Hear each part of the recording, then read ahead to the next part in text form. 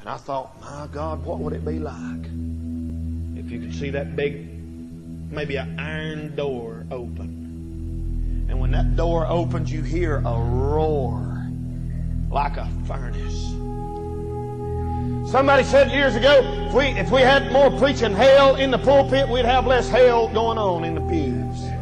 And what they don't realize is that it is a real place with real fire, with real torment, with real suffering and real pain. There's a lot more to you accepting Jesus Christ as your Savior than you'll ever realize in this life.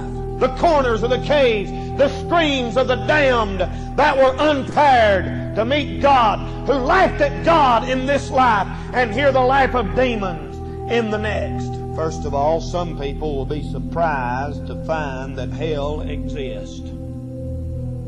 That's going to be the first surprise. They liked the preacher. They made fun of the Bible. They said, no, I ain't going to that church. I ain't listening to no hellfire and damnation preacher. I don't like to hear preachers preach like that. Their first surprise is going to be to find that hell really is. The Bible said in Matthew 5:29, Jesus said, and if thy right eye offend thee, he said, pluck it out and cast it from you. For such profitable for thee that one of thy members should perish, and not that the whole body should be cast into hell.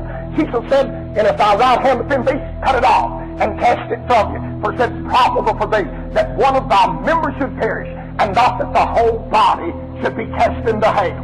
The Bible said in Matthew 10:28, Jesus said, and fear not them which kill the body, but are not able to kill the soul, but rather fear him which is able to destroy both soul and body in hell. The Bible said in Matthew 13:42, and shall cast them into a furnace of fire, that shall be wailing and gnashing of teeth. And the Bible said in Matthew 25:46, and these shall go away into everlasting punishment. Mark 9:44, where the worm doth not, and the fire is not quenched. Mark 9:46, where the worm doth not, and the fire is not quenched. Mark 9:48, where the worm doth not, and the fire is not quenched. John 3:36, he that believeth on the Son hath everlasting life. He that believeth not the Son shall not see life, but the wrath of God abideth upon him. 2 Thessalonians 1:9, who shall be punished with everlasting destruction from the presence of the Lord and from the glory of his power. For our God is a consuming fire. The Bible said in Psalm 50:22, now consider this, ye that forget God, lest I tear you in pieces, and there be none to deliver. In hell, the dark, black, charred walls of hell, the blackness of the regions of the damned, we're told in the Jude epistle that these angels who kept not their first estate are chained in chains of darkness, not chains of steel, nor chains of iron, but chained in chains of darkness in hell, kept and reserved until the judgment. Can you imagine a place so black until you don't need ropes or chains? When they put you down in that black abyss so dark, the darkness itself binds you and ties you up, and you become a captive of the darkness of hell. That's a frightful thought. Can you imagine a teenage boy or girl walking around in hell, chained in that darkness? Can you imagine the terror that'll strike a woman's heart when she's cast into hell, to be chained in that darkness? You don't like the darkness of a midnight now. You become filled with terror when the sheaves of night commence to fall now. 10,000 times, yes, 10,000 times worse shall be the darkness of hell if you die without Jesus and without hope.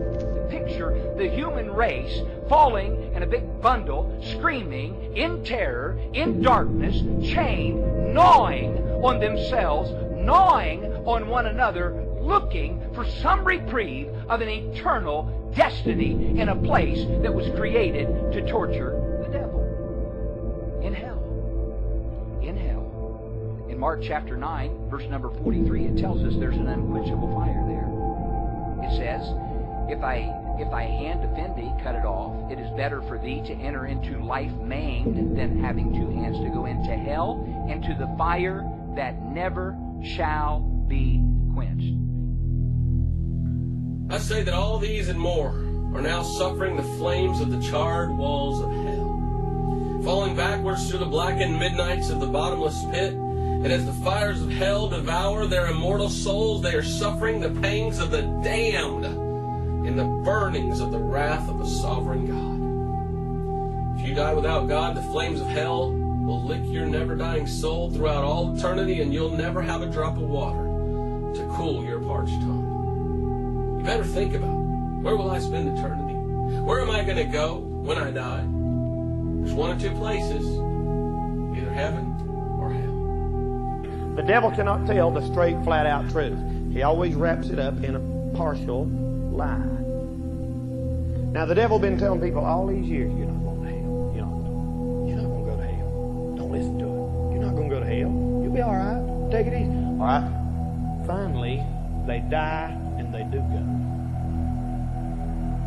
Now, if there's demons and creatures that roam the halls of hell,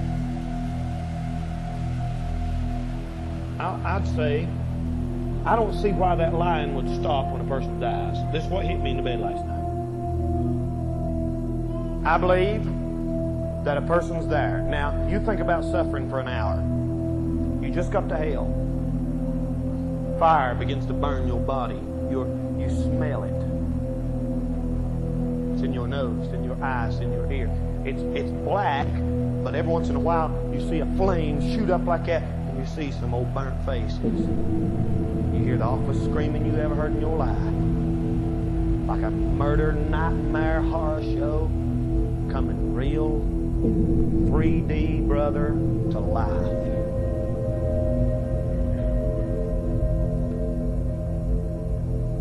And all of a sudden, listen, look at me now. You hear a voice. And you say, oh God, it's true! It's true! I can't stand it! And there's a little voice comes along and said, it'll be over with in a few minutes. It's all right, it'll quit in just a few minutes. You say, oh, I'm so glad to hear that. I always hoped that it wouldn't be eternal. I thought the teachers was wrong. I'll burn up here. I'll die in a few minutes. I'll die! And then it just keeps on, and somehow another time goes by. And you start saying, it'll, oh God, let me go ahead and die. And there's a little demon by and said, well, it'll quit in a few minutes. Don't worry, they all die after a while. You'll be dead in a little bit. But he's lying to you. And you're laying there saying, oh boy, I'll be glad when it's over. And you keep expecting it and expecting to die. And you can't die. Man, you talk about awful. So you talk about horrible. A million years and still be alive. Them demons will still come by. You're all going to die pretty soon. Your torments will be over. Don't worry. They've been telling you that for 1,000 years. Lies don't stop after you pass the grave.